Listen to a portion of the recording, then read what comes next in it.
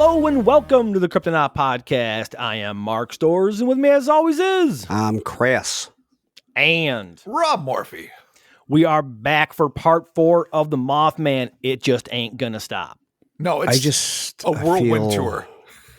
I feel... What do you feel, Chris? I don't know. Like I've gained muscle mass. I don't know. Like I sleep less, but I definitely feel like I'm physically capable of handling a lot more. All right. Well, I mean, that is just the power of Mothman, I guess. It's improved your endurance. You guys want to hear a fucking weird story? Sure.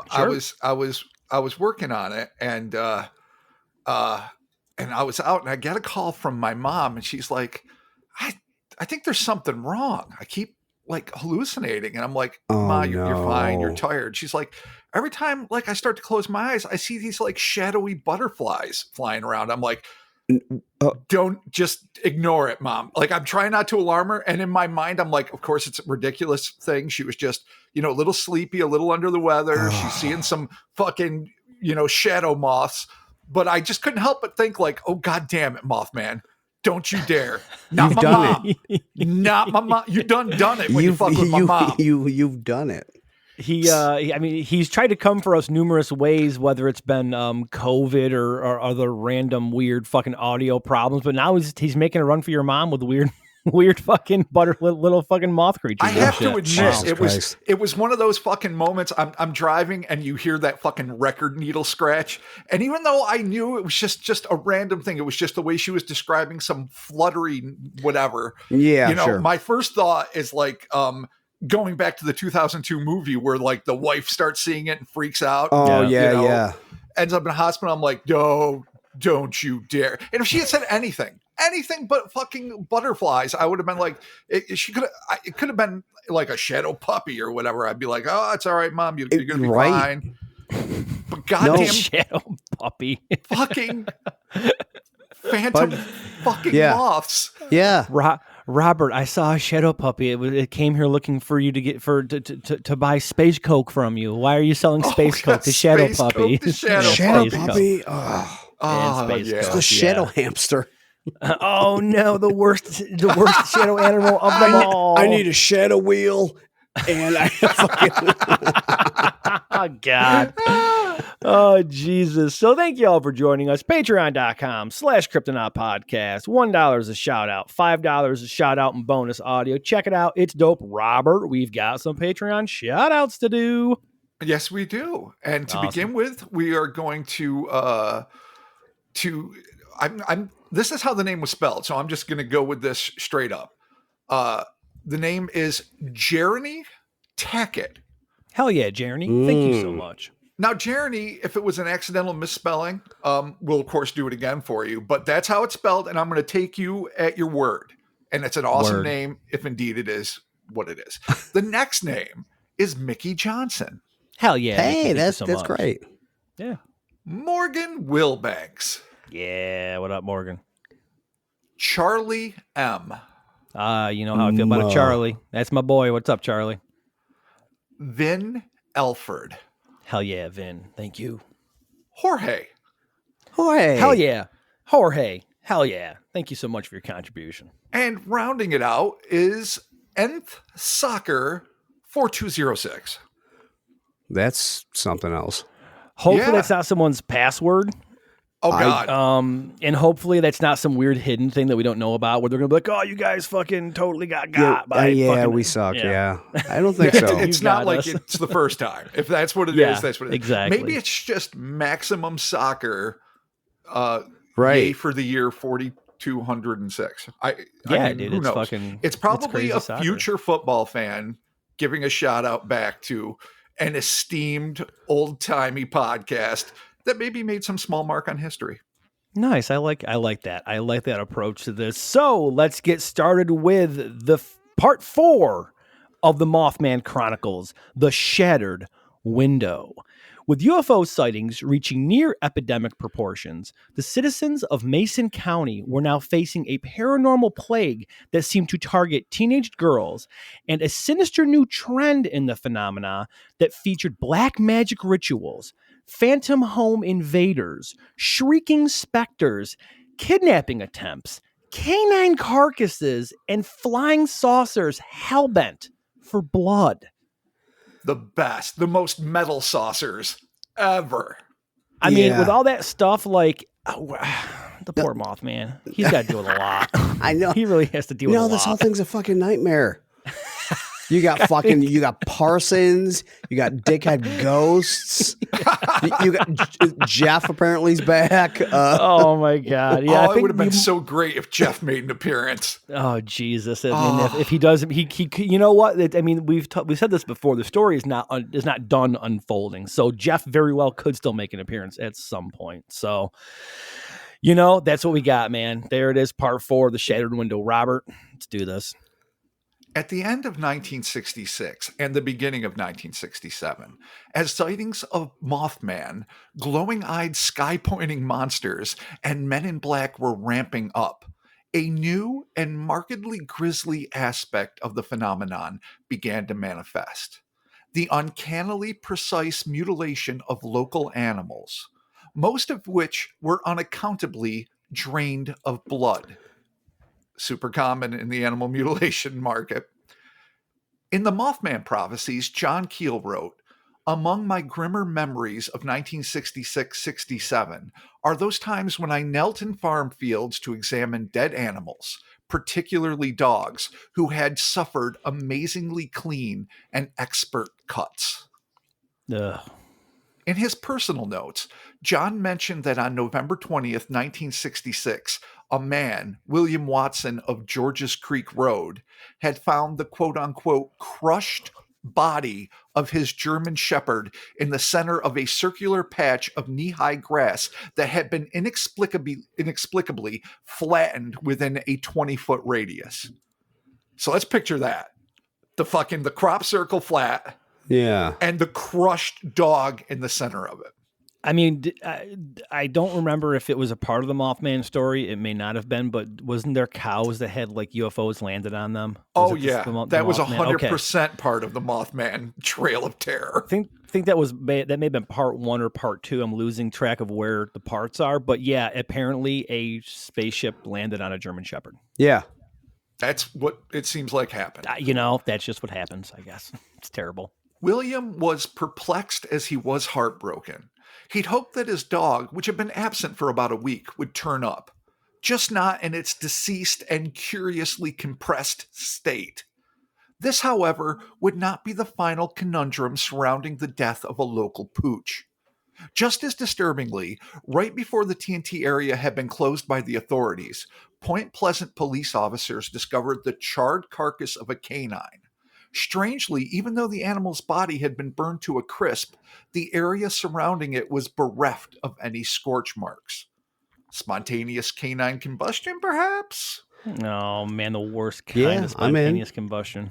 Yeah, well... it's the worst? I don't know. I'd say spontaneous human combustion still has the edge in my book, but yeah, it's not a great second. I mean, you guys know how I feel about the puppins, so yeah, I know. But, your kids are people, so... Yeah. Ergo. No. He cares more about the dogs, Rob. My kids are not going to catch on fire. That's as a the whole father. point of that was the first one. Combustion. You bastard. That was the first combustion of fucking life. Oh, God damn it. See what you've done? You've ramped Chris up already, and it's just the first we're 9 minutes page. in, and you're already fucking making me mad, and we have like a... oh, okay. I like when Chris gets lively. I just wish that we were face to face. God damn it! Soon enough. Oh, I don't think you do. Oh, I wish you were. I love looking over and just seeing that poor look on your face, where like you're defeated, kind of amused, but completely let down. I love that. It's my favorite Chris. That is classic Chris. Okay, I'll take a picture of it, and you can look at it. Awesome. All right. Oh my God, I need a picture of both of you to tape to either side of my monitor. So whenever we're doing this remotely, I can get the feeling. All right. Perfect. All right. Perfect. This swiftly led to the rumor that the unfortunate family pet had been the victim of a black magic ritual conducted by a clandestine cabal of occultists who, intentionally or not, were to blame for raising the sickly gray red-eyed demon bird from the depths of hell. Older kids frightened younger ones with stories of the, quote, 13th level of hell, having been opened in the McClintock Wildlife Refuge, and others claim to have seen hooded figures romping among the trees. Always blaming the Satanists. I see. Okay, whatever. One little girl even swore that she saw these robed Satanists assembled around a fire within the TNT. She sagely exited the scene before being caught and presumably sacrificed. So, good on her. Yeah. So cliche. Nailed So it. cliche. I So love, though, cliche. that they just chose 13th level. Like, that's such a middle school kid. That's like what an 8th grader tells the scared 6th graders, or if it's one of those schools that, integrated elementary and middle school, which is just a nightmare to have puberty through, kindergarten is just a nuts, but whatever. And you're just tormenting these kids. It's not just a level of hell. Like if it was the 11th, like they had in Poughkeepsie, no, it doesn't count. That's fine. Yep. This is the 13th, and shit's going down. It's 13. That's the number. Yeah. I mean, yeah, it is. Come on now. Despite the deeply held religious convictions of many in Mason County, including a very real belief in the power of Lucifer and his minions, the claim that the region was infested with devil worshippers was summarily dismissed by most. But as rational as they may have been about the implausibility of cavorting occultists, one deeply rooted superstition did take hold in the psyche of the populace. According to a local legend, the land had been cursed nearly 200 years before by Shawnee chief Hokalesqua, who was betrayed and murdered along with his son Alini Pisco while on a diplomatic mission to Fort Randolph, which stood on the land where Point Pleasant would eventually be erected. Chief Hokalesqua, which roughly translates into English as stalk of corn, thus explaining his more modern appellation of Chief Cornstalk, as he's commonly known, was murdered by a group of nameless soldiers, allegedly in retaliation for the murder of one of their own by unknown parties, which they had presumed to be of native origin. According to the legend, which may be attributable to a recently discovered play written in the early 20th century, which contained the earliest known reference to the curse, Hokalesqua jinxed the European immigrants and the land that they lived on for the next 2 centuries. Many of Point Pleasant citizens attributed everything from accidents, floods, and fires to the actual existence of the Mothman itself on Cornstalk's alleged curse. John Keel even managed to track down an account hailing from before the National Guardsman, which was the first official modern sighting of the Mothman, telling of a winged humanoid that was seen by a daughter and father driving within West Virginia's Chief Cornstalk hunting grounds, which is like a wildlife refuge, in the early 1960s. It was specifically 60 or 61, but by the time he got the account, she was unsure. The pair was driving down Route 2 when a man-like figure stepped out onto the isolated stretch of road in front of their car. As they approached the silhouetted form, the young woman hit the brakes, skidding to a halt just a few feet away. Floodlit by the high beams was a massive and evidently headless, inhuman apparition. The parent and child could only stare in disbelief when, without warning, a pair of huge wings unfurled from the beast's back, covering almost the entire span of the road. The woman behind the wheel barely had time to stifle a scream before the scarlet-gazed enigma shot straight up, disappearing into the darkness above. Keel chronicled the sighting in Strange Creatures from Time and Space, adding that the woman, who was a prominent local figure in civic affairs, had, understandably, requested anonymity. Beyond assumed curses and cultists, other paranormal phenomenon had begun to plague the citizens of Mason County, in particular those who'd seen the Mothman and its other more earthbound ilk. Linda Scarberry, who with her husband Roger had been forced to leave their trailer home due to an unrelenting assault of strange beeps and voices, had relocated to an apartment inside of her parents', Mabel and Park McDaniel's, basement. But though their address had changed, they had escaped neither the attention of the Mothman itself nor the peculiar poltergeist-like phenomenon that had decided to attach itself to the couple. And you'll remember in the last episode, Linda Scarberry saw the chilly Mothman on the roof, and it was like a scene out of a Christmas special where, oh, I was afraid of you. I thought you were the local monster bully, but it turns out you're just lonely and scared like me. And Yeah, we're man. I'm gonna Friends throw now. you a blanket and some love. He was just looking for love. She's like, oh, you terrified me and caused extreme anxiety that I had to go to the hospital, but you're lonely. But you're lonely. And sad. And you're We cold. both like Deep Purple. Oh, wait, this is too early. This yeah, is too early. Yeah. We both like Jimi Hendrix. Wait, is it too early? Yeah, no, Jimi Hendrix could be. Let's go with Deep Purple and say Space Truckin'. How about that? Fair enough. It doesn't make sense, but Okay. Within days of their arrival, illuminations of unknown origin would burst inside the house, and a heavy, acrid odor resembling cigar smoke would waft through, despite the fact that no one in the home smoked. According to Keel, that scent is often associated with metaphysical manifestations. I don't know. I'm not an What? expert in poltergeist, Smoke? but apparently the smell, that flowery, potpourri, nightmarish tobacco scent. I'm not a big fan of cigar smoke. It somehow is a herald for manifestations of poltergeists and weird specters. I did a little research. Yeah. I had not known about that before, though. Ripping missiles or ghosts, one of the two. Even more terrifyingly, Linda claimed that she woke up one morning to see a shadowy man-like figure hovering above her. She shrieked, waking the whole house, but after an exhaustive search, it was found that all of the doors were still locked and that there was no sign of the intruder. Frightening as that experience was, it was about to get a lot worse and a little weirder. Not long after, just months after the birth of her daughter Danny, Linda, her aunt, and baby were all sleeping in the same bedroom when the young mother was startled awake at about midnight. In the dim light that filtered in from the kitchen, Linda could see the shadowy form of a man standing at the foot of her bed. The man had a coal-black crew cut, was wearing black slacks, and a shirt with a distinct black and white checkered pattern. Fortean scholars will note that this design has often been seen adorning emissaries of the unknown, particularly a group of beings referred to as Grinning Men, who have often been reported at sites of high strangeness, but whose motivation and agendas remain a mystery. Of course, we dealt with them in an earlier podcast, I think one of our earliest.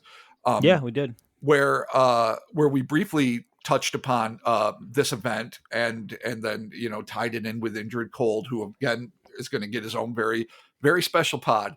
This in a very special episode of the Kryptonite Pod, Indrid Cold comes to town. But nice. That having been said, I remember we said everything from space cops to paranormal watchers that are just there to observe because other alien abduction cases, lots of other places where there's a paranormal flap that has nothing to do with these figures. These guys tend to show up. So it's interesting, and it seems like to support that theory that's why they're in Point Pleasant at this point.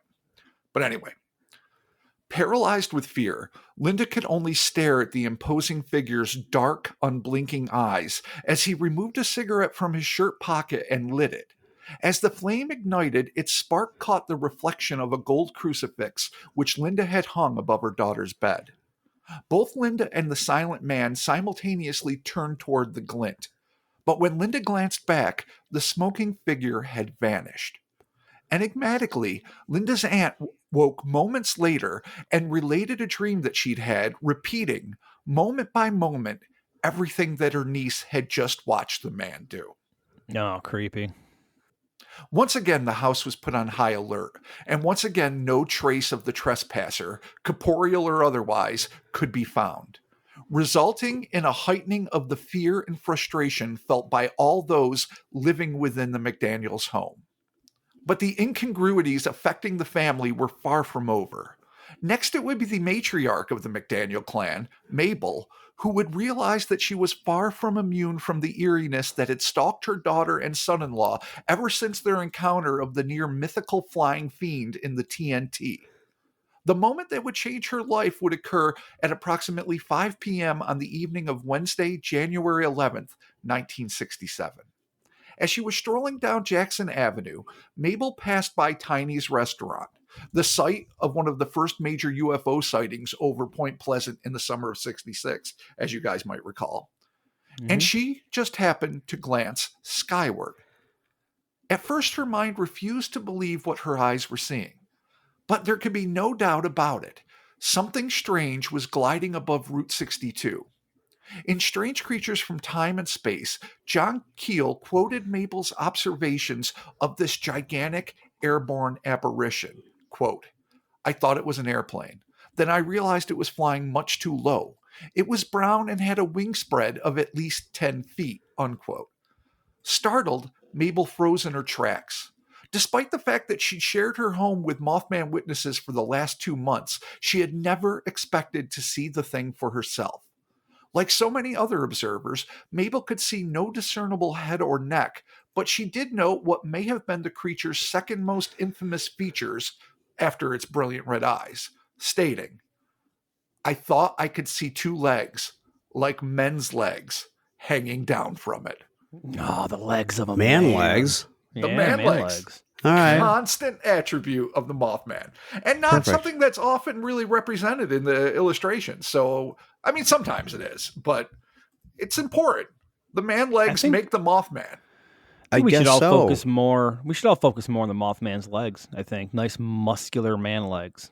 Oh, 100%. Okay, well, you do that. Some might say. Some might even say Danzig-esque legs. Oh God, no! I man don't who think. does. I think you're the one that says that, Mark. Not the rest of us. There's no son. A man. Yeah. A man who wears shorts.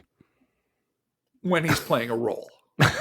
Mr. Glenn Danzig. Yes. That Linda's you vehemently mother- denied. God damn it. Linda's mother watched in awe as the silent soaring thing made a low swooping spiral over the eatery before flying off into the distance. In keeping with tradition, the inexplicable entity never once flapped its wings. Oh, it's full on glider. I Nice. just that aspect, it really eats at me a little bit. And I mean, it doesn't eat at me like it irritates me, but just sort of it's like this disturbing pattern, because even though there's part of me that wants to entertain the notion of a cryptozoological explanation, or maybe even traditionally zoological, something like that, as we've discussed a few times before, something that heavy with the legs of a man could never fly on 10-foot wings. That goes without saying, but nothing can fucking fly without flapping. Nothing can take off. Birds run and flap and take off, or from a standstill flap and take off if they're light enough. But this thing is constantly shooting up in the air like a helicopter and fucking never once flapping its fuck-sucking wings. And apparently, it's just bizarre. I mean, that's what wings are for, right? Flapping. That's what wings are for. I know, it's the first thing I thought. Keep smiling. Keep shining. Knowing you can always flap on me. For sure. An hour and a half earlier. It made no sense. A man named Chester Laporte claimed to have been searching for a Christmas tree in the TNT area, and unsure considering the date, January 11th, accompanied by then 13-year-old Stevie Pearson Jr. The duo were alarmed when a grayish man-like figure streaked above them, emitting what author and cryptozoologist Ken Gerhard described in his 2013 compendium, Encounters with Flying Humanoids, as a, quote, strange sound. Not super descriptive, but what are you going to do? Wicked vague. Yeah. Not Ken's fault. I mean, he's got what he's got, but I heard a thing. Yes. Dope. Super. Thanks, Nailed Ken. it. You fucking dick. Hey, this is not Ken Gerhard's fault, all right? We're putting it in the book. What was it? Strange sound. Got it. Nailed it. Chapter 3. Let's do He it. could have embellished and made it better, but come on. Yeah, but he's not a liar. And it's How do you Chester know? Laporte's fault. Well, you're How do you right. know he hasn't lied his whole life? I'm assuming he is full of Except for that crypto one integrity. All right, Except this well. one time. Well, you know how I know he's not lying? Because he wouldn't have written something so goddamn dumb if he was making shit up. See, he's a man money. He's a man of integrity. That's a man what of I'm failure. saying. Why do people... The National Enquirer has been around for however, and they don't give a shit. Yeah, no accountability. That's what I hear in the streets. That's no true. Accountability. That is true. Yeah. But just once, conversely, I would like to hear that the creature that looks horrific and inhuman flew by making a very traditional noise, and then still leave it just as vague. So you'd be like, what, Yeah. what does that mean? Is it like a car horn? What the Yeah, fuck? but What it's, are they but talking it's about? traditional. But it's traditional. It's got American. values. It's got values. Oh, All right, let's focus. All right, this Jesus Christ. we're going to be done in 2021 with this fucking pod. Exactly. Oh my God. All right. Let's Soon continue on, after, Robert. a woman named Loretta Faye Campbell claimed that she had seen a swift-moving thing that shot across the Point Pleasant skyline before descending into a grove of trees. At approximately the same time, to the delight of debunkers everywhere, a farmer outside of Point Pleasant shot and killed an off-white Arctic owl with a nearly 5-foot wingspan. For skeptics, this heralded the end of the Mothman. But everyone who'd seen the beast agreed that unique though the owl may be, it was not the crimson-eyed creature that they'd all encountered. Like, why do I feel like this off-white barn owl with a 5-foot wingspan might be mean- like endangered? And the guy's just like killed it. Like, it just seems like, I don't know. Can you shoot owls? Like, it just sounds like a bad I mean, idea. in 1966 West Virginia, I don't I think guess there you was can, yeah. rules, but yeah, I don't know if they were a protected species at that I mean- point. But I mean, shit, you know. Yeah, I know. Well, and then the guy was like, done. Mothman dead. End of pod. oh, He's he over. probably thought that. He Nailed probably it. thought I'm a hero. His name wasn't Yep. even recorded. That's how inauspicious the event ended up being. Oh, wow. And much Oh, that's like what a the, hero he was. Yeah. Yes, I'm I'm not going to tell you my name. I'm the unknown hero. Oh, I gotta walk the long road back to my life to be the hero. It's been a long road. Oh, this is the Chris. I love it. This is the Chris singing episode. I love it too. Oh, I All miss right. you guys. Well, okay. like, dead owls aside. All right, Not focus. far away from where Laporte and Pearson had been buzzed, the Lillies, a family living in a small ranch house just south of the TNT area on Camp Conley Road, a location destined to become one of the most prolific paranormal hotspots in this already record-breaking flap, were having their own supernatural seizures to contend with. That's right. I've managed to add another word to supernatural. Tsunamis, cyclones, superstorms, seizures. Okay, well, I'm proud of myself. Now it's just a game. But anyway, yeah, the Lillies that's a are thing. dealing with this shit, and it's for the reals. Like with so many others, the high strangeness began innocently enough with strange sounds and abnormal phone calls that consisted of, quote, a bizarre metallic voice speaking in an incomprehensible language, end quote. The synthesized, almost robotic voice was further illustrated as both guttural and rapid. So I guess a German meth head robot? I don't know. Yeah, with like a weird Cannibal Corpse twang to it, maybe. It could be. The principal recipient of these calls was the Lily's daughter-in-law, Doris, who, like clockwork, would receive them each day at 5 p.m. sharp. Inexplicably, the calls only came when she was home alone, convincing her that she was under observation by unseen parties that had made her the target of their unrelenting acoustical anguish. Doris, understandably, refused to stay in her South Point Pleasant bungalow unaccompanied. Meanwhile, in the Lily home on Camp Conley Road, this telephonic torment was soon followed by more traditional signs of a poltergeist infestation, including kitchen cabinets that would slam in the middle of the night, accompanied by loud metallic clangs as if heavy pots and pans were plummeting from the ceiling and crashing onto the floor. Of course, no trace of the din's origins were ever found.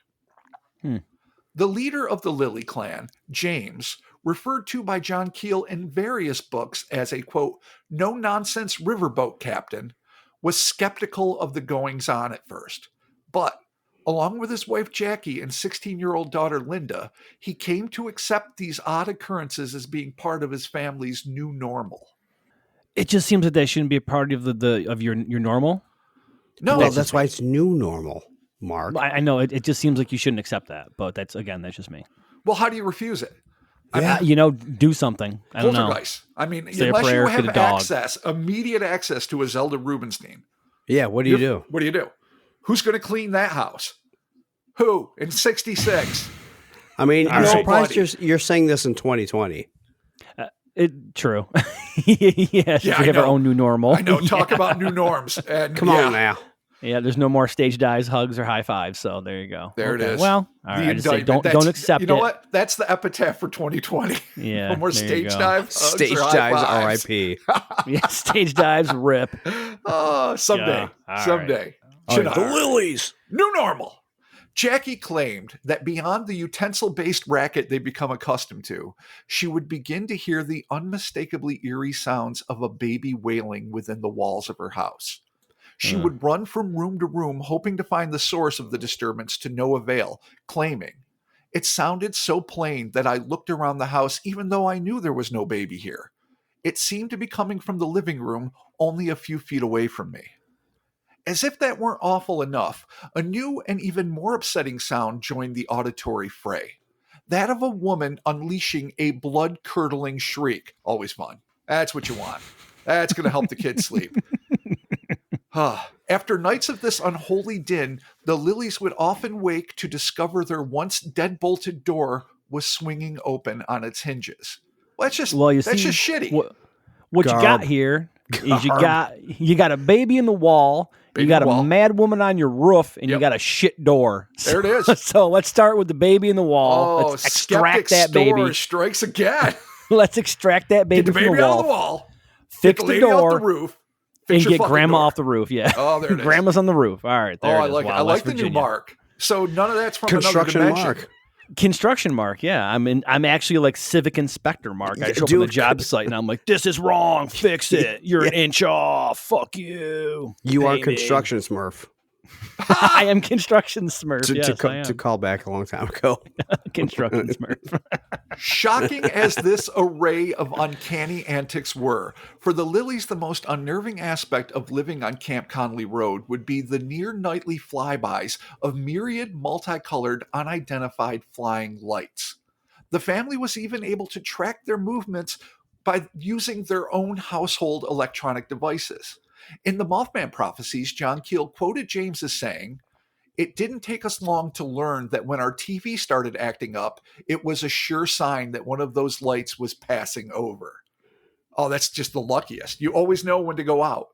You know, how many UFOs have we all missed? Be they extraterrestrial or totally, pedestrian, because we're fucking watching TV or doing the dumb shit we do. If there was like some signaling device in your house, like your TV shitting up the works. Yeah, shitting up the works. That's yep. That is that's wicked specific. Yeah, that's great. That's right there with monkey dicks. So when your TV's shitting up the works, at least you know to go out and see the fuck sucking UFO. Yeah, man, you know. When your fucking Wi-Fi is out, you're like, fuck, they're here, dude. Fucking get out there quick. I mean, it could be. No one checks it. What? But you don't know why there's about a trillion satellites in orbit now. Yeah, space junk, space debris, fucking satellites, everything's a UFO. Wall. Yeah. You're absolutely right. We'd never be able to discern anymore. It's my new book. It's coming out in March. Everything is UFO. Clouds, fucking chemtrails. It doesn't matter. Everything's a UFO. It actually should be titled Squirrels. I Shit jumped in a tree. I know very little about space. UFO. Everything's a UFO. Chris Carnicelli, PhD. I can't wait to be on the book tour with him. He's going to be so pissed. Is what PhD sounds for. I mean, I'm right. Yeah, no, squirrels are UFOs. Yeah, Chris is totally. fucking absolutely right about that. Dude, when I see like shit in the bushes and then like 3 feet over, another thing of bushes shakes, I'm like, fucking, I don't know what it was. It's true. It's a UFO. Unidentified. Quick. Unidentified. Well, it's at least a UO. It's an unidentified object. There's no actual indication that it flew. Or jumping or transporting. UTO. Unidentified transporting object. I like it. I'm down with it. As well as televisions fuzzing out, the Lilies quickly learned that vehicles driving down Camp Conley Road had a way of mysteriously stalling whenever the UFOs were in flight. So that's interesting because that is a hallmark of so many UFO sightings that the car just dies until the UFO leaves and then miraculously, reignites. So the fact that it was happening en masse on this one stretch of, tiny road just south of TNT area is really intriguing. The once incredulous James added, I didn't think much of all the flying saucer talk until I started seeing them for myself. You've got to believe your own eyes. Remember, he is a no-nonsense riverboat captain. So that's a big jump for him. So everything he says is completely true, 100%. Thank you. I mean, that was implied, but I'm glad you were explicit about it. Yeah, I'm on board. Mrs. Lilly concurred with her husband, adding, we've seen all kinds of things. Blue lights, green ones, red ones, things that change color. Some have been so low that we thought we could see diamond-shaped windows in them, and none of them make any noise at all. Troublesome as these reoccurring nighttime raids of the unfathomable may have been, for Linda, the worst moment took place when she had a face-to-inhuman face encounter with a shadowy, sinister being known as a Grinning Man. The revelation of this run-in resulted from a question posed by John Keel. Odd as the query was, he always asked it of those immersed in supernatural scenarios. That question being, did you ever dream there was a stranger in your house in the middle of the night? Odd that he asked it, but it triggers responses. Well, okay. It's a weird question. He noticed that Linda Lilly suddenly became taciturn. Her mother, Jackie, urged her to speak, and that's when she anxiously recalled a spine-chilling event that had transpired on a late night sometime in March of 1967. According to the teenager's account, she was asleep in her room when she was suddenly jolted awake to see a, quote, large figure towering over her bed, unquote. As her father was working the night shift on the river, the teen found herself alone in the house with only her mother and the hulking form that was leering down at her. Oh, not good. Linda Lilly further described her bedroom invader, stating, it was a man, a big man, very broad. I couldn't see his face very well, but I could see that he was grinning at me. Intriguingly, not unlike Linda Scarberry's nocturnal cigarette-smoking visitor, this being was also clad in a checkered shirt, the hallmark of so-called checkered shirt ghosts, which is a real fucking phenomenon, in general, and Grinning Men in particular. Back in the Lilly house, Jackie elaborated on her daughter's traumatizing account, saying, Linda woke me with a terrible scream. She cried out there was a man in her room. I told her she was dreaming, but she screamed again. Mother of the fucking year there. There's a man in my room. You're dreaming. Fucking for real. Go to bed. Yeah. Check your shirt. Seriously. Check your shirt. Smoking cigarettes. Help. Linda watched in horror as the entity, quote, walked around the bed and stood right over me, end quote. Nearly overcome with terror at the sight of the malignantly grinning, inhuman presence hovering above her, Linda screamed again. And, like children have always done when confronted with the unimaginable, she pulled the covers over her head. It's the one barrier you got. Kids know 100%. It. We all know it. A fucking blanket beats demon. It's like rock, paper, scissors.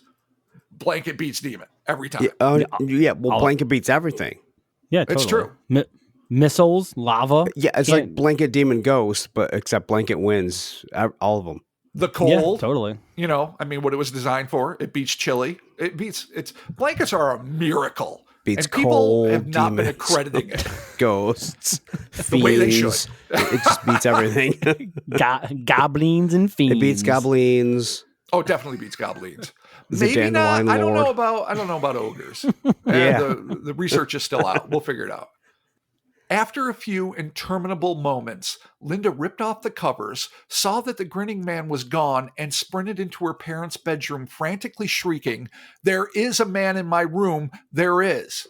Jackie confirmed that her daughter refused to sleep alone for months following the encounter.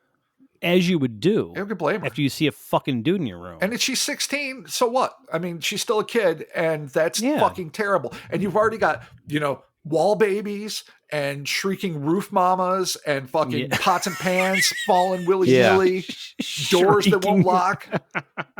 Shrieking roof mamas. I love that. It sounds like a dope Mamas. band. Yeah. It's troublesome, needless to say. Totally.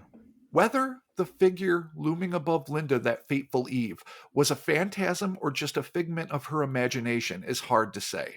Having already been plagued by poltergeists, spaceships, and an array of phantom babies, pots, pans, and shrieking ladies, it's easy to understand how the unlucky teen was overwhelmed by this menacing man-like fiend. One which may or may not have been in league with the shadowy beings that had taken to tormenting Linda Scarberry. Because remember, Linda had seen a shadowy thing hovering over her bed. Yeah, That she freaked out about. And then, like, soon after, dude in the checkered shirt with the, the bad habit. So it's interesting. At the same time, the Scarberrys, McDaniels, and Lillys were all going through their own paranormal pangs. Just over the river, Mary Hyer's niece, Connie Jo Carpenter, was about to have her own bout with the bizarre. Now, you might remember Connie Jo. I know it's been week after week, but she's the one that saw the Mothman driving past the golf course, and she got the old Klieg conjunctivitis as it flew directly at her windshield. Yes. And she also saw the eyes in the North Power Plant in the TNT area the night that Keel and the whole group, the whole posse, that's right, went out there, and she saw it and freaked out, and her nobody else fiance took her home. No, just her. It was just her, Keel, and Keith, her fiance, in the actual plant, and she saw it, lost her fucking mind. They got her out. Keel ran back in, couldn't find it, came back out. They had seen something giant running through the back of the plant, and Mary Hart's like, "Was that you?" And he's like, "It wasn't me." And what was that crashing sound? And I didn't hear anything. And the cop was there, and it was a shit show. And they all went fucking home. Yes. Except for John Keel, who went back to TNT area and found the zone of fear. All right. Recap over. Eyes of a stranger. As with other eyewitnesses, Connie Jo's unusual experiences initiated with an audible assault consisting of electronic sounds that emanated outside of her home. But in February of 1967, Connie Jo was finally presented with a welcome distraction from all the oddness when she married her fiancé, Keith Aker, and moved across the river to a house in Middleport, Ohio. But her brush with normality, not to mention safety, was to be short-lived. The teenager put a priority on her education, and even though the young couple did not yet have a phone, and only their close friends and family had their address, Connie Jo had already signed up for school in this new district. So it was that at 8:15 a.m. on the morning of February 22nd, the spouse and student, something you could be in the 60s, found herself walking to school, never once suspecting how much danger she was actually in. Her husband was already at work, and even though she was new to Middleport, Connie Jo felt totally safe as she made her way down the tree-lined residential street. It was then that a mint condition, gleaming black 1949 Buick pulled up alongside her. The young driver, a clean-cut man with swarthy skin and jet black hair, clad in a, quote, colorful mod shirt and no coat despite the cold, opened the door and called the high school student over to ask for directions. This being the cordial South and decades before the emergence of stranger danger protocols, Connie Jo was only too happy to comply. When she was within inches of the young man, who she estimated to be about 25 years old, he suddenly lunged out of the vehicle, grabbed her arm, and demanded that she get into the car with him.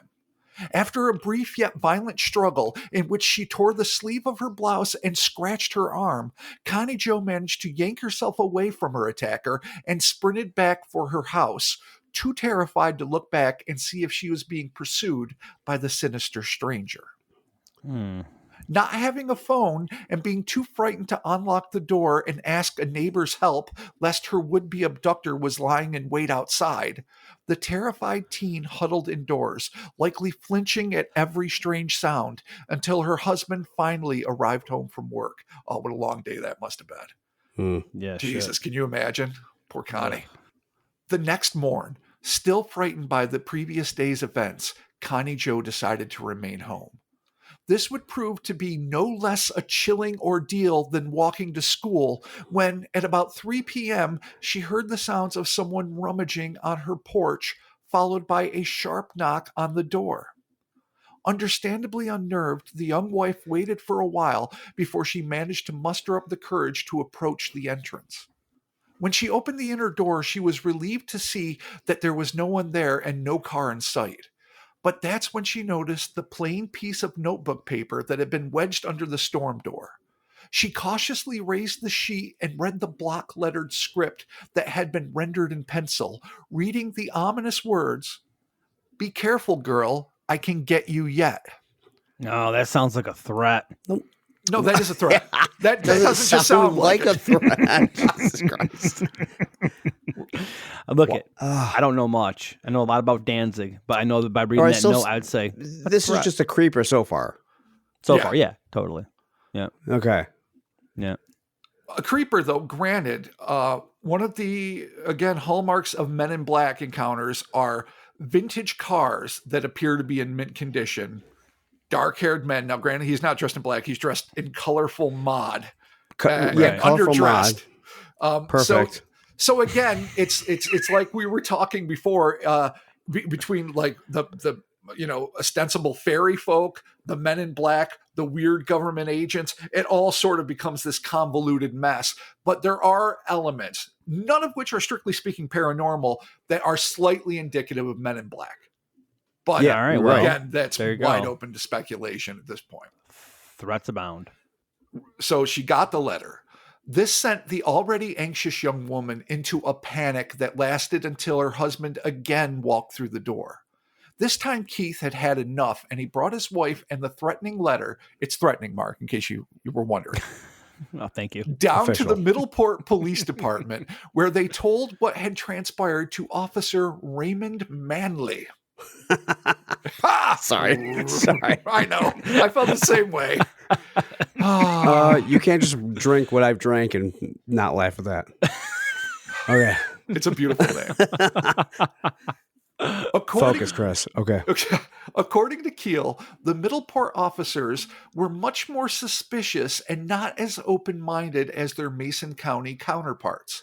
And though they claim to have kept the Acre home under, quote, constant surveillance since the incident, it was up to John to break the news that the couple had long since relocated to Connie Joe's mother's home on the other side of the river. So, we've been watching nonstop, making sure no more abductions. They're safe. They don't live there?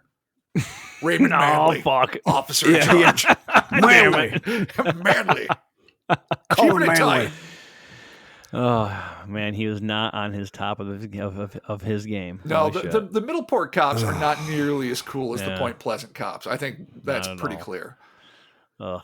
Much like Linda and Roger Scarberry's abandonment of their home in favor of less haunted digs, Connie Joe and Keith Acre may have moved, but their experience with the supernormal was far from over. Like many of her New Haven neighbors, Connie's mother, Faye, had seen plenty of UFOs, but she was unprepared for the poltergeist infestation that would come with her daughter's return or the strange beeping that would commence on March 22nd, 1967. While most Mothman witnesses seemed to be enduring a plethora of paranormal events, Mary Hyre was busy reporting on as many of the baffling incidents as humanly possible, not once suspecting that she would be thrown into the bizarre fray. But that is precisely what happened sometime in early January of 1967. I know we're jumping around in time a little bit between early 67 and spring, but I was going more for consistency of storytelling and less wholesale chronology. But I know our audience can follow, so we're good. While busy at her desk in the Athens, Ohio Messenger's satellite office in Point Pleasant, Mary Hyre received the first in what would be a long string of peculiar visitors. She had been working late and was about to fold up shop when the door opened and in walked an odd little man. The figure standing before her was no more than 4.5 feet tall, with dark, deep-set eyes framed by thick lensed glasses. His jet black hair was chopped in a severe bowl cut, and despite the fact that it was only 20 degrees Fahrenheit outside, he was wearing nothing but a short-sleeved blue shirt and thin blue trousers. Mary also noted his unusually thick-soled shoes, which added almost 2 inches to his overall height. So a teeny tiny little man. Okay. Yeah, weird. In a low, halting voice, which Mary recalled had an unspecified speech impediment, the tiny man asked for directions to Welch, West Virginia, which was located some 150 miles south of Point Pleasant. As the man inched ever closer to the desk, telling an elaborate story about his truck breaking down in Detroit and having to hitchhike all the way to West Virginia, Mary could feel herself falling under his mesmerizing influence, later claiming, quote, "He kept getting closer and closer, his funny eyes staring at me almost hypnotically." When the man was mere inches from her desk, Mary snapped out of her strange stupor, backed away from the desk, and ran into the back room where the messenger circulation director, M.W. McDarg, awesome name, Sweet. I love it, Darg, was working on a telephone campaign. The director accompanied Mary back to her desk where the odd little man regaled them with an uncanny amount of trivia regarding their home state. Just odd. Weird. Okay. Mary couldn't quite put her finger on it. Although clearly humanoid, there was something about the miniature man's unique appearance and speech patterns that marked him as someone who was akin to, though not quite, human. Mary's phone rang, and while she was speaking, she noticed that the bespectacled stranger had plucked a ballpoint pen off her desk, which he inspected with frank astonishment. Mary later divulged to her friend John Keel that it was, quote, as if he had never seen a pen before, end quote. Bemused, Mary told her guest that he could keep the pen if he wanted to. With the confirmation that the disposable writing utensil was now his, the diminutive character burst out with a, quote, loud, peculiar laugh, a kind of cackle, end quote, before dashing out into the night and vanishing around the corner. According to Keel. Oh my God. So let's just stop. Mission accomplished. Yeah. Oh, I got the pen. Exactly I got it. Fuck you. I'm out. The fucking Nailed it, stupid. I don't want to be the one to fucking bring it up. Clearly fucking fairy folk. Don't. Clearly. I knew you were going to go there. Clearly. Hey, Bill, see if you can get this pen. Dress up in this stupid shirt and call yourself whatever. See if you can get a pen. Got it. Out of here. And he didn't, and then he bailed. I like the loud, peculiar laugh and a kind of cackle. It's like, ha ha ha, and he fucking Yeah, like, jets. oh, Great. I have done it. I have accomplished this Exactly. mighty task that was set for my quest is over. I have You guys are hitchhiked from so Detroit stupid. to get Mary Hires' pen, and it is mine. And yeah. Oh, God. Yeah, well, I fucking mean, fairy. he just sounds like a weirdo, really. But Yeah. He really does just sound But- like he's a strange All right, fucking granted, dude. there are human beings with bowl cuts, thick glasses, dark, deep-set eyes who are only about 4'4" with 2 inches added by their shoes, and they have speech impediments sometimes, maybe directly related to whatever made them so small, maybe not. All of They these just want things are pens? definitely human attributes. Okay. But as Yeah, Mark No, said, 100%. the Yeah. Fae love just human trinkets and shit. They fucking. No, I'm super skeptical about it. You know where I stand. You heard my speech. I am not in love with the idea that folded within our own reality is a subworld full of almost human creatures with magical powers, unless it's in Iceland and you're fucking porking your brains out, in which case, yay, go for it. So being Yes. skeptical, I still can't help but note that this really does come across as a goddamn fairy incident. I mean, is there a mental health facility anywhere? I was thinking the same thing. Yeah, I mean, were you know people what? looking for things? You Were like, and Mary Hire, Chris, are on the same page, and so I'll thank quote you, Mr. Keel. maybe I don't know. I don't know yet. No, Might and not this, be. and this is what he had to say. Okay. The next day, Mrs. Hire checked with the sheriff's office to find out if there was any mentally deficient person on the loose. Okay. The answer was negative. So Okay. right away, right out the gate, you guys are on the same newly page. Deficient, though. I mean, all right, so it's the terminology, the uncool terminology of the mid-'60s, fine. but she was still. I don't know if it was escaped lunatic or just somebody that just wasn't, quite all there and maybe doing some weird shit like getting super horny for a pen. I don't know, but maybe it's very interesting. And yes, so you were on the same page. You could have been a journalist during these circumstances. Dude, me and fucking Mary, we're in it. We're gonna win. We're gonna go back in time and win. Wait till I go back. On the morning of January 19th, 1967, the UFOs came back to the fore with a vengeance. The unusual encounter was reported by an appliance store owner named Tad Jones. Savor that. Tad, a deeply religious teetotaler, was described by John Keel in the Mothman Prophecies as, and I quote, a gentle, handsome man in his 30s who was urbane, intelligent, and articulate. Someone's got a crush on Tad. That's my favorite. Like when somebody calls me urbane, I'm like, yeah. Oh, yeah. Wicked urbane. Keith Urbane. Chris is very urbane. Of course he is. He's the most urbane of this triptych. Max urbaneness. Totally. Even more impressively, the investigator identified the entrepreneur as, and I quote, one of the most impressive UFO witnesses I have met in my travels. So again, John Keel is clearly in love, and there's nothing wrong with that. I love Tad. Who doesn't? Who doesn't? Yeah, come on, Tad. Tad. That's a soap opera name. Get out of here. Oh, it totally is. It kind of is, yeah, totally. At about 9:05 a.m., Tad was driving from his Charleston suburb home to the appliance store he managed in Cross Lanes, West Virginia, which is located just over 40 miles southeast of Point Pleasant. While cruising in his truck along the newly renovated multi-lane highway, Route 64, outside of Charleston, Tad was forced to slow down due to the fact that a giant object was blocking the road ahead of him. From a distance, the boss assumed that this was just a huge piece of heavy machinery being used by the construction crew to finish the highway. But the closer Tad moved, the more he began to realize that this device was like nothing he'd ever seen. What he had initially mistaken for an enormous piece of equipment turned out to be a huge, metallic, startlingly retro, spherical object the color of dull aluminum, which was hovering roughly 4 feet above the asphalt. So it's not a crane. We don't have hover cranes. It's Starman. It's Starman. Yes, totally. it is Jeff Bridges. Hey, look, Jeff Starman. Bridges. Oh, yeah, and there he is. There Starman. it is. You gotta love it. You gotta totally. The Bridges. I do. Tad came to a halt and for the next 2 minutes scrutinized the gravity-defiant object in front of him with much interest. He noted that, quote, there were 4 legs attached to it with caster-like wheels on the bottom of each one, and there was a small window about 9 inches in diameter on the side facing me, but I couldn't see anything inside the sphere.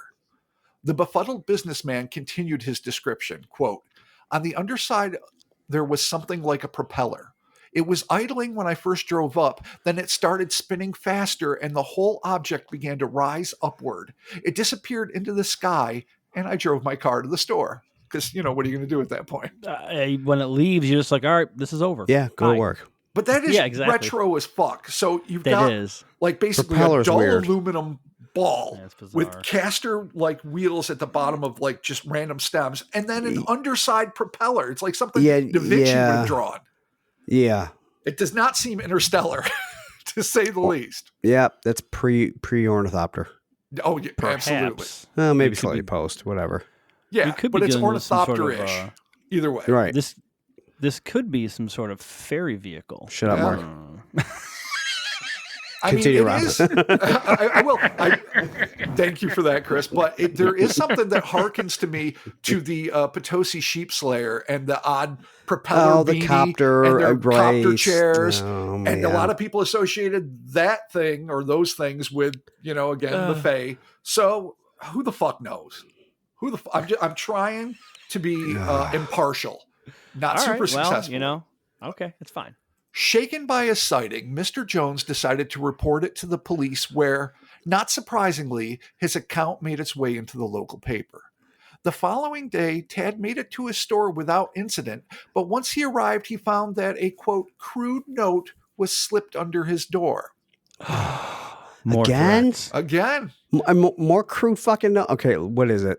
The type and content of the memo would have been all too familiar to Keith and Connie Aker, as it was a plain piece of notebook paper emblazoned with rough block text, which read, "We know what you've seen and we know that you've talked. You better keep your mouth shut. Shut your this fucking is mouth." bullshit. This is fucking bullshit. Yeah. Someone, you know what? I'm not into it anymore. Again, I feel as though this may be a veiled threat. Could be. It could be. It could be a veiled closer, threat. Mark. Every step. I'm getting there. I'm getting there. Guys, this is ramping up quickly. Yeah, this is definitely getting a little bit out of control. Yeah. Tad assumed the letter to be the work of some local prankster, but Keel, being familiar with Connie Joe's terrifying ordeal, knew better. The note was not a joke. It was a threat. A threat, Mark. Just a few days later, Tad received a second message. This time, it was slipped under the door of his home. This time, it was personal. I just added that, but I thought it was important to say. We're in the trilogy. This is the third movie. Yeah. It's always Exactly. personal in the third movie. Yeah, continue. The appearance and content was identical to the first dispatch, except this time the edges of the paper had been singed to perhaps add another layer of implicit threat. I don't know. And a coda had been added to the note declaring, "There won't be another warning." Oh no, this is definitely a threat. Oh, 100%. there he is. There he is. Yeah, I made it. Guys, it and this happened. this is where your character arc becomes complete. You're a I new learned man. something. The I learned proof you something needed. today. Yes, exactly. All right, there will On an not be. interesting side note, the note was actually spelled, "There won't be another warning," as if, I don't know, Oh, no. whatever these things are, Men in Black, aliens, fucking Can't spell and it's bullshit. fairies, they Yeah, can't okay. spell. Somebody- But we knew what Bunch they of meant. kids being dicks. It was Yeah, a okay. fucking fourth grader. Yeah, There won't be another but the warning. singed- Good job, Tommy. Yeah, I know. No shit. You fuck. Good There job. won't Bo another waning. Come on, fuck off. You can punch a third grader. No, whatever. It was the Spelling bee 60s. dropout. It's fine. Oh, Fuck outta here. there it is. Spelling bee drop. Oh, I think we got a new subtitle for the pod, Mark. Yeah. There you Mothman go. Chronicles Part 4, Spelling Bee Dropout. Nice. I feel like I God. nailed it. Yeah, you And see you did. next week. Oh, beautifully there it done, is. Chris. Interestingly, a week after his sighting, Tad noticed a strange, deeply tanned man who was clad in a uniform that he was unfamiliar with, complete with a cap and visor, standing near the exact spot where the UFO had hovered just days before. The first time he saw him, Tad slowed down to offer what he assumed was a stranded military man a ride, but the stranger simply waved the aspiring Good Samaritan on. It was then that Tad, that the uniform. I know I fucked it up. It's such a great name, and here I am. I'm sorry, Tad. It was then that Tad noticed that the uniformed figure was clutching a box-like apparatus in his hand. The device had a large dial on it, like the face of a clock, with a wire that extended from the mechanism to the man's other hand. It was like nothing he'd ever seen before. Weird. Yeah. So uniform, blue, not quite recognizable as anything Earth military or police. Tad. The Tad. He's got a thermal detonator. He really does. He's like, hey, chuta. And fucking there you go.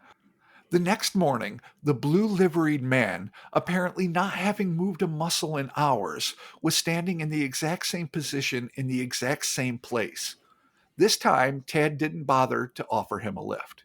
Yeah, fuck that guy. At this point, a man named Ralph Jarrett, a local ufologist who would also be harassed by a run of electronically enhanced crank calls consisting of what he identified as coded transmissions, though not one he was familiar with, and he was a code breaker apparently during the big one. Researched Jones's sighting and discovered that that right beneath where the sphere had hovered was a major gas line which passed below the road. John Keel, aware of the fact that gas lines, much like power plants and bodies of water, were known for attracting UFOs and their occupants, decided to collect merry hire and make his way out to the fresh stretch of blacktop where Tad had seen his old-timey UFO and the curious uniformed gadget bearer. Once there, the investigators inspected the scene and discovered an array of perplexing footprints.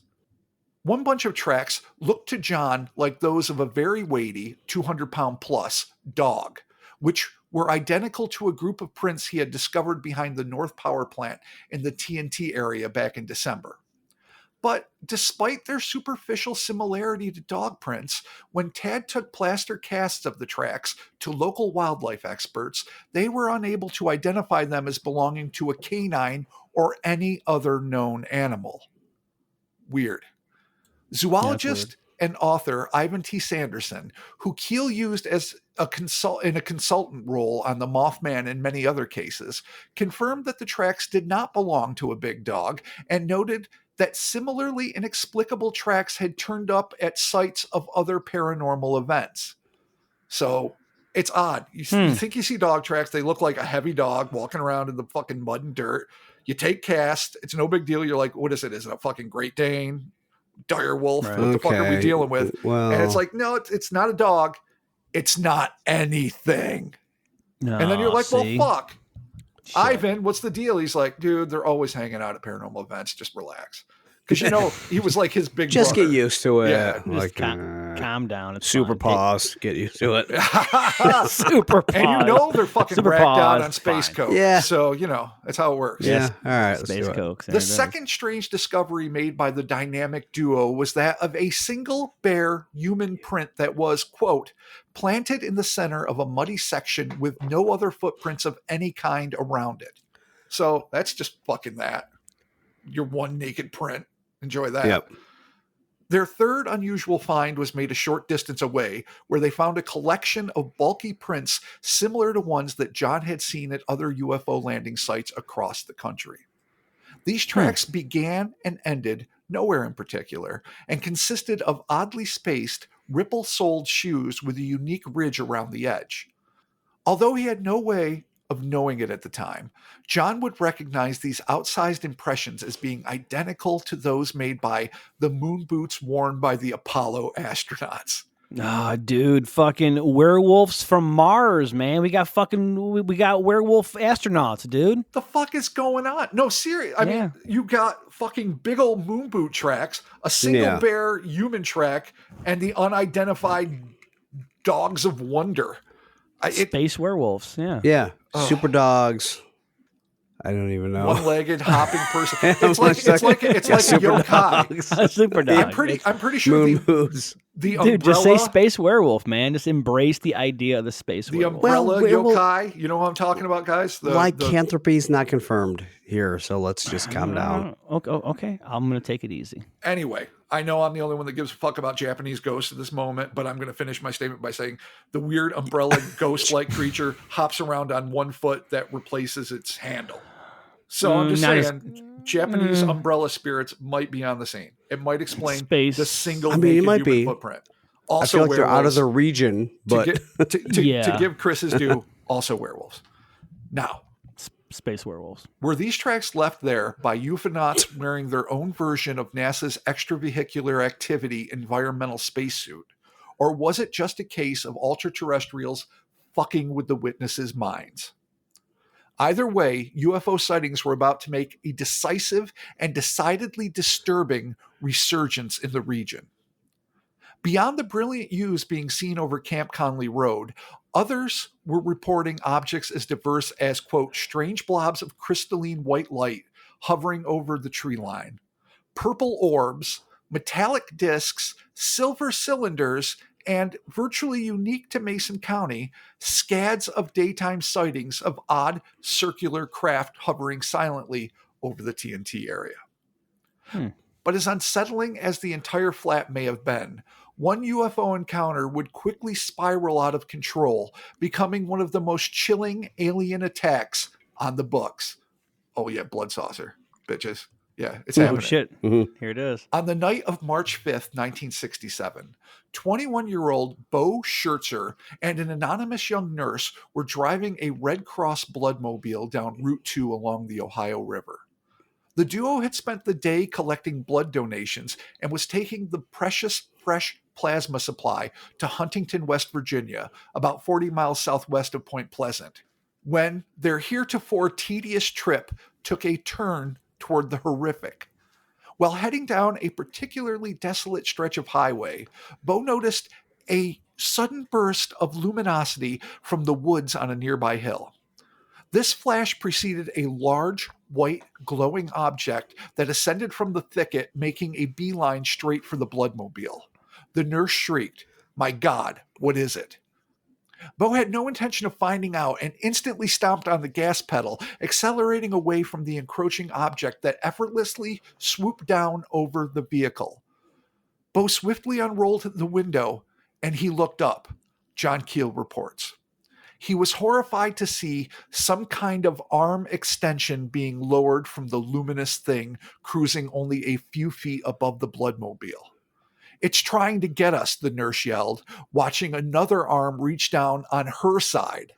It looked as if the flying object was trying to wrap a pincher-like device around the vehicle, end quote. Bo jammed the accelerator to the floor in the vain hope that they could outrun the offending object above, but they would have no such luck. Then, just as it seemed as if all hope was lost, the pair was seemingly saved by the sudden appearance of a pair of headlights on the horizon. As the cars approached, the object retracted the arms and hastily flew off.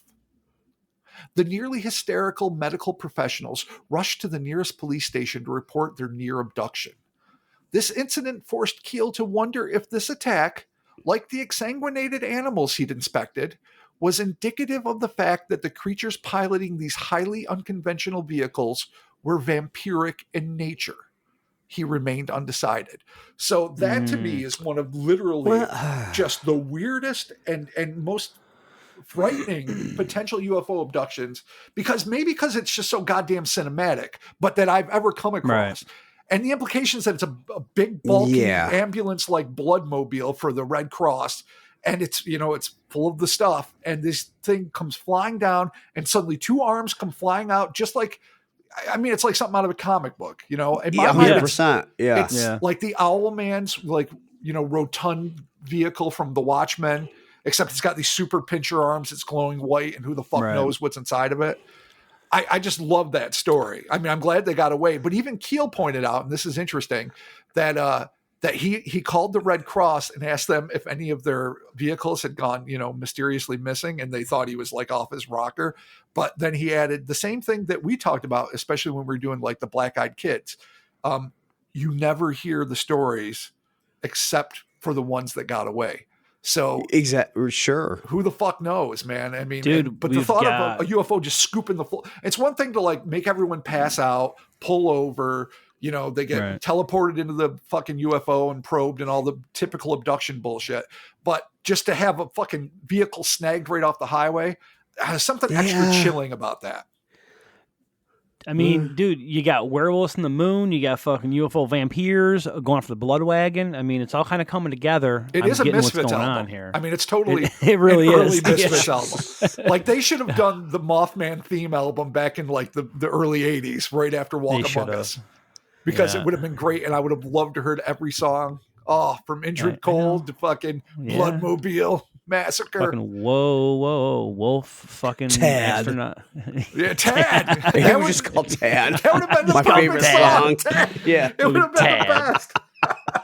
There's gonna be a lot of woes, and a lot of haze, and a lot of wows, and then whoa, whoa, do the whole chorus. Whoa. The best. There you go. Okay. 2 days later, on March 7th, quote, Point Pleasant police officer Harold Harmon was making a routine patrol through the dismal, unlit TNT area when a dark object caught his eye, end quote. Harold later described the object to Keel. Again, we're going to go back to the Mothman prophecies. It was definitely a solid machine of some kind. I could even see what appeared to be windows in it. It rocked unevenly like a boat hitting the waves, and then it floated silently away over the trees. In the Mothman prophecies, Keel recorded the account of a young couple who justifiably chose to remain unidentified, who were, quote, sprawled together in the back seat of an old jalopy on a deserted dirt road in the isolated back hills east of Ravenswood, West Virginia. Keel continued to paint the enviable scene, which took place on an isolated stretch of back road less than 30 miles northeast of Point Pleasant, writing, "It was a starlit, moonless night in the spring of 1967, just warm enough so the pair were able to strip to the buff comfortably. Things were rather pleasant on the squeaky back seat until about 10:30 p.m. when a blinding bluish light poured in through the windows of the parked car." End quote. The young man first assumed that the blue light flooding the interior of his car was from a police car, but when their exposed skin erupted in a, quote, funny tingling sensation, end quote, the terrified twosome realized that this was no ordinary light. The late-night Lothario popped up and looked out the window, scarcely believing the sight before him. Hovering just above the road, right next to his vehicle, was a pulsating, quote, ball of bluish fire, end quote, that emitted a low humming sound. The young lady next to him screamed, and this either coincided with or triggered the vehicle being the burning ball, to begin swaying back and forth while the throbbing drone increased in volume. Then, just as suddenly as it had appeared, the thing vanished. The young couple hastily threw on their crumpled clothes and, quote, got the hell out of there. Once they arrived in town, the lovers noticed that the time was 12:30 a.m. The young man would tell John Keel, quote, "We couldn't figure it out. It seemed like we only looked at that light for a couple of seconds, but somehow it must have taken 2 hours." Anyone even remotely familiar with ufological lore will immediately recognize this phenomenon as missing time. This is the first one, I think. Yeah, the first one of this flap, anyway. Yeah. At least that was reported. And it was reported, sure. It wasn't even really a known phenomenon at the time. Like John Keel speculates at some point, like, I wonder what could have happened. But I don't think it was like an acknowledged trope at this point. Yeah, sure. Right. So this is what I say. While virtually unknown to the average citizen in 1967, modern aficionados of the unknown are well versed in the fact that many, if not most, alleged alien abductees are haunted by the fact that they cannot account for hours, sometimes days, that seem to have been mysteriously stripped from their memories. It seems possible, if not likely, that the couple might have been taken aboard the floating bluish orb, after which, perhaps for their own protection, their memories were erased and they were placed back into the vehicle, all the more frightened, but none the wiser. So, I mean, it is what it is. Missing time just smacks of that. But who knows? But if alien abductions are also added, that just thickens the book of fucking weird in Point Pleasant. Yeah, totally. The pair's first instinct was to report their frightening ordeal to the police. But they rapidly put the kibosh on that plan, since that would entail revealing that they had actually parked on that lonely lover's lane, and the girl's father was already strenuously disapproving of their relationship. No. Can't piss off her dad. So in Dirty an effort, dancing. I'm sorry, what'd you say? Dirty dancing. Jesus Christ. Yeah, Jerry Orbach. Her dad is Jerry Orbach. And that, oh my God. If you mixed a dance competition, a fucking mid-60s love story, and set it in the height of the Point Pleasant flap, I think you would have a movie everyone would love. So, in an effort to collect their wits, the duo drove around for a bit before they went home. The next day, both the boy and the girl woke up to find that they had mysteriously become heavily sunburned from head to foot. Keel would elaborate on their predicament, writing, "It was not an easy matter for them to explain how they managed to get a total and quite painful sunburn at night in the early spring." Yeah, that's a tough one to write off there. The couple, like Connie Joe before them, was also suffering from puffy red eyes due to actinic conjunctivitis, the old Klieg conjunctivitis, and inflammation of the eyes that only develops after sustained exposure to ultraviolet rays. So, I mean, if Keel was skeptical of their testimony, the fact that they're charred head to fucking foot and their eyes are all puffy and red is a pretty good indicator that some shit went down, whatever it may have been. Yeah, totally. The same time as Harold and the young couple had their sightings, a young female reporter from the local daily newspaper, the Point Pleasant Register, whose editor steadfastly and foolishly refused to print any reports of a paranormal nature, claimed to have been chased by a UFO. Despite swearing to the terrifying encounter, her boss still refused to publish the account. As UFO sightings were on the rise, encounters with the Mothman were on the decline.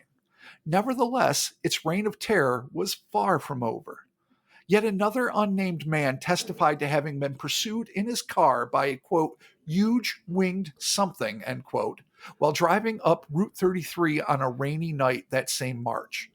And at 11:30 p.m. on March 12, 1967, a woman hailing from Letart Falls, Ohio, along with her 20-year-old daughter, were driving home from church when they were destined to have one of the strangest sightings of a winged weirdo on record.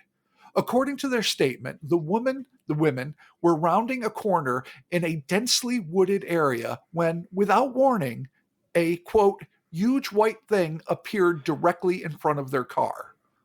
The stunned women could only stare in disbelief at the creature now standing in the harsh gaze of their headlights. The humanoid beast bore a pair of curved, 10-foot wings, but unlike most descriptions of the creature, it had a distinct head that was smothered in long white locks of hair.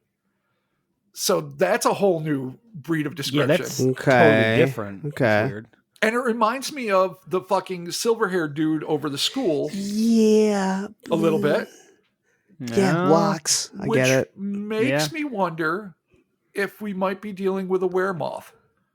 And maybe an Get alien the fuck out of here. comes to Earth because he doesn't Come want on to now. endanger his home planet, so he can transform into a terrible red-eyed moth beast on certain nights, Wednesdays in particular, according to Keel. Okay. And All then right, I'm following. I mean, I'm just putting it out there. It seems I really get it. valid, and I think we're onto something. We're pioneering. I mean, in the Headless Horror of Grafton, we already came up with the idea that might be the pupal larval form of the Mothman. Okay. And Yeah. now, weremoths. We'll table it for now, Perfect. but All much like Satan, we'll keep it on said table. That's right in the middle. Well, to the side. I mean, it's not that No. good. No, it's a Right side now. dish. It's a Satan's a side dish. it's a cheddar bay biscuit. Oh, they're I love delicious. them, though. God damn it. No, Don't do they're that. so Don't do good. that. Yeah, Now you we're going fucked to talk up. about food. All right, Oh, You you come say on. say We got fuck it. mashed potato. You don't say Oh. fucking Got it. biscuits. We Cheddar got- Bay we got the especially. old Cheddar bay. Suck. You There fucked the go. pooch. Rethink your priorities. All right, fine. You are correct. I will. The long-haired thing shot skyward as their vehicle crept ever closer. This is an interesting twist. Being devoutly religious, the mother and daughter firmly believed that the vision they'd just seen was an actual honest-to-goodness angel. If not that, then it was... I'm sorry. It may well have been the Lord Jesus Christ himself, albeit no. a much taller and paler version than is traditionally depicted. So those were Dude, the that's two a- options. Angel, Listen. Listen. Jesus. That is first of all, that is the coolest description of Jesus ever. I've yeah. never seen Jesus Christ depicted that way. Yeah, no. In any way, shape, or form. Albino, 7 foot tall, bewinged. Yeah. Is bewinged a Bewinged. world? A world? A I mean, word? It is is not. now. It's a world and a And a word world. now. It's a world of words. Yeah, The I mean, but bewinged maybe Christ. Oh, is that a Nope. t-shirt? The bewinged Christ. No, it is not. We will not be doing maybe that. we've had it wrong. we could have been Is it? wrong No, about no, it's not. Never mind. Don't look at me. No. Yeah, I canceled that Ro- already. Yeah, Oh. Rob just had his own marketing meeting in his Jesus head. Christ. But it sounds to me, I mean, maybe that's just a description of fucking JC that we've never heard before. Maybe that is what he is, and we just have had it wrong the entire Yeah, I time. mean, we Why, don't yeah, know. but why not just an angel? Why Yeah, does well, why that is it makes more Jesus? sense. I mean, because long-haired, I mean, I don't humanoid, know. white-winged, white-bodied. I mean, Mothman, probably. But then again, the hair in the head denotes something else. Maybe it But had- angel, it sure, had- why the fuck not? Maybe it has That's what I'm sweet saying. abs. Cool Jesus doesn't abs. have wings. He's not a fucking angel. He's the son of God. Why would He's he the have son wings? of God, yeah. No, he doesn't need He wings. should- to Mark. fly. They would he should have be wings? optional. He should have optional wings. Like, I want to have wings today, and he has wings because he's Jesus. Why the fuck not? He can do what the fuck he wants. Son of God. Oh, wow. Son of God. There it is. Yeah. You're making bad points. It's circular logic, but I'm willing that's to what I follow do, it. Chris. That's what I do. You're making bad points. Okay. All right, Jesus aside. Following their near collision with this potentially divine spirit, the witnesses reported that, quote, their telephone went haywire and their television was suddenly subjected to heavy interference, end quote. How or why these beings are able to cause so many electrical disturbances remains unknown. Yeah, I don't know what their agenda is. I don't know what's accidental. I don't know. Perhaps utilizing the same electroparasitic method that parapsychologists claim is required for the ectoplasmic residue of deceased humans to take form, these beings are only able to make themselves manifest in our realm of existence by siphoning electromagnetic energy from it. So sort of like, they use the EMF readers and all the ghost hunting shows to indicate like this thing is trying to become, therefore it's siphoning energy. Maybe in that same way, these things are doing it. But I mean, that's just pissing in the wind as usual. There's no way of knowing. I don't know why they seem to affect these. And I don't know if they would affect modern electronics the same way, like maybe tube technology and, old timey, electrical engineering had a different kind of way of working with the world that, wouldn't apply today. But it is interesting that it seems to be an almost universal thing. The power of Jesus Christ compels you. Yep, that's not where I was going with that, but okay. Well, just saying, just putting it out there. For the most part, the good citizens of Point Pleasant were less interested in the methods used by these things to enter our world and were much more intrigued by the physical aspects of the phenomenon itself. Whether it be spaceships, ghosts, headless hairballs, or even red-eyed, man-legged birdmen. The best. To that end, it didn't take long for word to get out that now that the TNT area had been shut down, the new hotspot for flying saucer fiends was Camp Conley Road. Night after night, folks thrilled to the remarkable aerial displays taking place above them, and every night the crowds grew bigger. Eventually, even the press got wind of the presumably extraterrestrial circus. On April 5th, 1967, James Lilly was holding court on his front lawn, accompanied by the sheriff, George Johnson, his wife, and a throng of reporters. Hundreds of darkened cars, lifeless save for the drifting red embers of cigarettes, were lined on the road leading up to the Lilly house. The mob was waiting for a show. They wouldn't be disappointed. It was 8:30 p.m. James checked his watch and announced to anyone within hearing distance, quote, "It's just about that time. They come over every night right about now." Right on time, a brilliant white light glided into view. It arched gracefully overhead about 100 feet above the trees. A cacophony of horns began honking in unison as the sounds of car doors slamming echoed up and down Camp Conley Road, while couples, friends, and families climbed out of their vehicles for a better look at the dazzling object. A reporter standing next to James could barely stifle a shocked gasp, shouting, "My God, what is it?" While his associates in the Fourth Estate were struggling to get their pricey cameras to work, complaining that their shutters wouldn't trip. This was a common complaint. James knew that these things couldn't be filmed unless they wanted to be. And boy, that happens a lot. I mean, there's some really amazing films or film footage and photographs of UFOs, but very often, and even in cryptozoological events, like cameras just suddenly shit the bed, which I can't even imagine something more fucking frustrating. The ship slowly soared past the excited eyewitnesses, casting an eerie white glow on the ground as it meandered in the general direction of Point Pleasant. It was like a scene out of Spielberg's 77 cult classic Close Encounters of the Third Kind. Only this was real and occurring a full decade earlier than the cinematic hit that was influenced by the event and others like it. As it happened so many times before, those parked along the road were eager to follow the traveling light. But as soon as they tried to start their cars, instead of a combustible roar, all they were treated to was the infuriating grind of a dead engine. Mrs. Johnson, who'd been pestering her husband to take her to the Lilly home so that she could witness the aerial anomalies for herself, shuddered with palpable fear, claiming it was like seeing a ghost.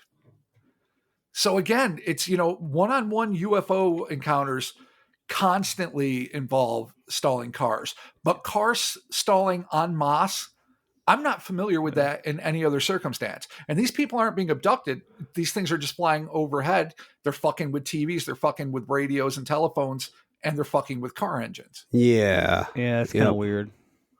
It is odd. And in terms of what Mrs. Johnson, be careful what you wish for, because, everyone wants to have that paranormal experience. And then sometimes you get that kind of icky gut feeling, I imagine. Take it back. John Keel and Mary Heyer were standing on a hilltop overlooking the Lilly's home. They used a cheap handheld telescope to watch the UFO as it slowly drifted down North Park Road before dipping into a ravine that went behind the home that Mrs. Kelly, the woman who had seen the silver-haired Fabio floating outside the metal saucer we were just talking about a minute ago, shared with her husband Bill and her 13-year-old daughter Betty. Betty happened to be in the kitchen when the low-hanging, self-illuminated device floated past the window. She screamed, "Ma, it's back!" The UFO had been a regular visitor behind the Kellys' home.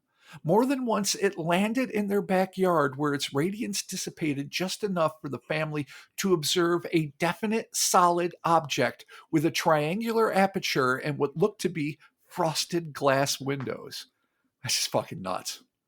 The Kellys hadn't been the only ones to witness the bizarre vehicle, but they sagely avoided any hint of publicity, lest their quiet neighborhood become the next TNT or Camp Conley Road. Bill, an electrical engineer by trade, rued the news of the craft's arrival. He wasn't particularly concerned with the metaphysical aspects or even the daunting prospect of having to make first contact with an alien species on behalf of the human race. No, what pissed him off was the fact that when the UFO had appeared the night before, some sort of electronic interference emanating from it had blown the tube on his brand new color TV. Bill is not having that shit. Yeah, for sure. Oh, that's that such sucks. a dad thing. That son of a bitch in UFO. Betty and Mrs. Kelly watched with ever-growing fear as the object in their backyard increased in brightness before suddenly flaring out. In spite of growing accustomed to this thing's repeated visits, the shock of its abrupt disappearance drove the young teen to tears. Betty was so upset by the display that her mother kept her home from school the following day. Almost as soon as it had vanished, Bill cringed at the sound of his telephone ringing. He knew what to expect. What he didn't know was how many others in his small town were also being troubled by unnerving calls consisting of a strange series of automated code-like beeps. I mean, we know Doris, Lily, on and on, like Connie, the Scarberries, so many people are experiencing these things. It's a shame that recording devices were so rudimentary and expensive at the time, because it would be fascinating to see how a modern computer might process the seemingly random assortment of sounds into what might be a cohesive message from another intelligence. But, that's Monday morning cryptoing there. John and Mary maintained their hilltop vigil even after the light in the Kellys' backyard had been extinguished. They saw a plane piloted by a man named Doc Shaw, who loved to play hell with the locals by pretending to be a UFO.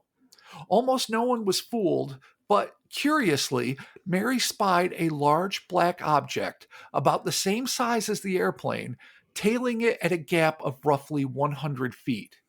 They were unable to get a clear look at Doc's ebony pursuer. I mean, Doc sounds cool. Doc Brown. He sounds like fucking a dick. dope. Kind of sounds like a dick. He's got a plane. He's fucking probably smoking marijuana cigarettes, being like, "I'm gonna be a UFO dude," and fucking goes and does it. Good for him, man. Oh Living my God, his best marijuana life. cigarettes. You really are immersing yourself in the time, aren't you? I'm living the life. Yes. John and Mary finished their watch and returned to Mary's office, where they were greeted by all of the phones ringing off the hook. People were reporting seeing UFOs all over Mason County and the surrounding areas. John investigated 700 cases from 1966 alone, and the flat became so productive that he estimated that, quote, by the end of 1967, over 1,000 UFO sightings by responsible witnesses had been recorded throughout the valley, end quote. That is fucking massive. Like, that's beyond Hudson Valley. That's beyond almost any other flap I've ever heard of. It's fucking nuts. As the spring wound down, the TNT area was reopened to accommodate the overflow of folks who couldn't find room on Camp Conley Road. So now it's a free-for-all again. A full-blown case of flying saucer fever had afflicted Point Pleasant and Mason County, one so pervasive that it threatened to eclipse even the extraordinarily virulent Mothman Mania of just a few months prior. And that's something that's lost to time a little bit. That in that moment, UFOs were much more, not just prevalent, but exciting to the locals than the Big Bird had really ever been. He ended up stealing the show, and he was in the title of Keel's book. He became the legend, but initially it was really all about the saucers that got people excited. At this point, more strangers began to flood the already swarming streets of Point Pleasant. But now it wasn't just black-clad miscreants, insidious government agents, or even awkward semi-human entities. No, this time it was an even more conniving clique consisting of hordes of college kids, nomadic reporters, and would-be ufologists showing up at eyewitnesses' homes unannounced and harassing everyone involved with the flap. This would prove to be irritating, but the phenomenon would have something much worse in store for the already monster-addled inhabitants of the region. A period of slow-growing menace was beginning to permeate Point Pleasant. Almost everyone could sense the heavy, oppressive atmosphere, like the barometric pressure plummeting right before an oncoming storm. But this teleological tempest was much more dismaying than any mere hurricane. It was as all-pervading as it was unpredictable, and no one, not even those already suffering so much at the unseen hands that had Mason County in their icy grip, could have anticipated just how tragic the events that were beginning to unfold in Point Pleasant were destined to become. The window that separates our prosaic, workaday reality from realms beyond our reckoning had not simply been opened, it was shattered, resulting in a strange new world that no longer had any borders between the real and unreal, and that blurred the lines between sanity and madness. But that, our dear listeners, is a story for next week. Oh, the Mothman Chronicles Part 4, The Shattered Window. Yeah. Holy shit. Yeah, no, this is really a shattered everything. Oh, yeah. Yeah, honestly, Like- it's we're broken as people, It's a as full individuals. Mothman meltdown. Yeah. Yeah, We're never going to as be the same again. podcasters, we're shot. Like, that's it. Like, wow, that's fucking. It's funny that there's so much of the UFO shit that happens, and like you were stating earlier, that the Yeah. Mothman, the Mothman's there, yes, but the UFO shit is actually more pervasive. The which is Mothman is interesting. one significant but not all-encompassing component of a gigantic multi-level flap that again includes phantom-like entities, grinning men, men in black, which may or may not be, are definitely insidious, but may or may not be paranormal.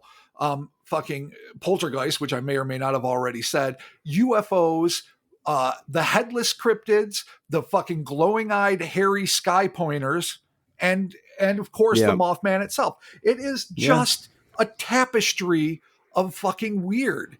And it's really easy to get trapped into like some of the tropes surrounding it. That A, it's all about the Mothman. It's not.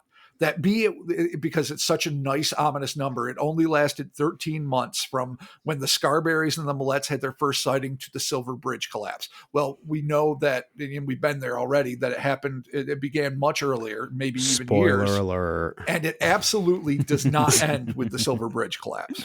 So there's a lot of things that are just convenient for the sake of a legend that aren't really true. And that's why, I implored the listeners at the beginning and all of us to like try to come at this with fresh eyes. A nearly impossible task. This is the most famous paranormal flap in history. It's so bizarre you almost wonder how it happened, but I guess you got to credit a lot of that with Keel. But even so, breaking it down like this has, at least for me, because I wrote an article for American Monsters where I just, I'd read a couple books, looked at a few websites. I didn't do a deep dive, and I wrote the standard bullshit line that everyone else does, that all the things we were just talking about. And it's out there. It might even still be on the site. In fact, I think it is. And that's garbage. That's fucking garbage. After this, I have a full new appreciation for just how multifaceted, deep diving, and truly disturbing this is. Because people are fucked for years after they encounter these things. And it's hard for your heart not to go out.